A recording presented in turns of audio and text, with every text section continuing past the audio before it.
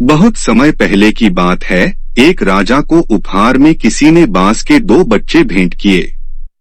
वे बड़ी ही अच्छी नस्ल के थे और राजा ने कभी इससे पहले इतने शानदार बांस नहीं देखे थे।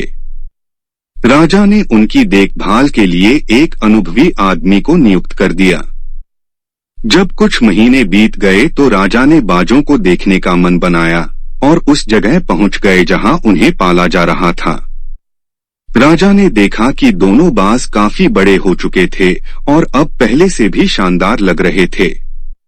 राजा ने बाजों की देखभाल कर रहे आदमी से कहा, मैं इनकी उड़ान देखना चाहता हूँ, तुम इन्हें उड़ने का इशारा करो। आदमी ने ऐसा ही किया। इशारा मिलते ही दोनों बाज उड़ान भरने लगे, पर जहां एक बाज आसमान की ऊंचाइयों को छू रहा था, वही दूसरा कुछ ऊपर जाकर वापस उसी डाल पर आकर बैठ गया जिससे वो उड़ा था। ये देख राजा को कुछ अजीब लगा।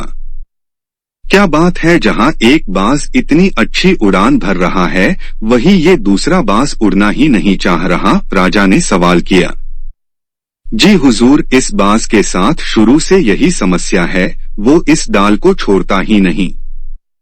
राजा को दोनों ही बाज प्रिय थे और वो दूसरे बाज को भी उसी तरह उड़ना देखना चाहते थे। अगले दिन पूरे राज्य में ऐलान करा दिया गया कि जो व्यक्ति इस बाज को ऊंचा उड़ाने में कामयाब होगा उसे ढेरों इनाम दिया जाएगा। फिर क्या था, एक से एक विद्वान आए और बाज को उड़ाने का प्रयास करने लगे, पर हफ्तों बीत जाने के बाद भी बाज का वही हाल था। वो थोड़ा सा उड़ता और वापस डाल पर आकर बैठ जाता।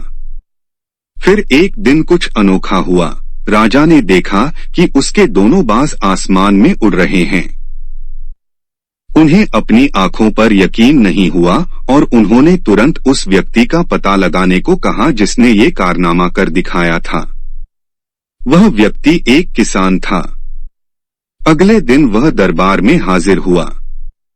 उसे इनाम में स्वर्ण मुद्राएं भेंट करने के बाद राजा ने कहा, मैं तुमसे बहुत प्रसन्न हूँ, बस तुम इतना बताओ कि जो काम बड़े बड़े विद्वान नहीं कर पाए वो तुमने कैसे कर दिखाया। मालिक, मैं तो एक साधारण सा किसान हूँ, मैं ज्ञान की ज्यादा बातें नहीं जानता। मैंने तो बस वो डाल काट दी जिस पर बैठने का बाज आदी हो चुका था, और जब वो डाल ही नहीं रही तो वो भी अपने साथी के साथ ऊपर उड़ने लगा। दोस्तों, हम सभी ऊंचा उड़ने के लिए ही बने हैं, लेकिन कई बार हम जो कर रहे होते हैं उसके इतने आदी हो जाते हैं कि अपनी ऊंची उड़ान भरने की, कुछ बड़ा करने की काबिलियत को भूल जाते हैं। यदि आप भी सालों से किसी ऐसे ही काम में लगे हैं जो आपके सही पोटेंशियल के मुताबिक नहीं है, तो एक बार जरूर सोचिए कि कहीं आपको भी उस डाल को काटने की जरूरत तो नहीं जिस पर आप बैठे हुए हैं।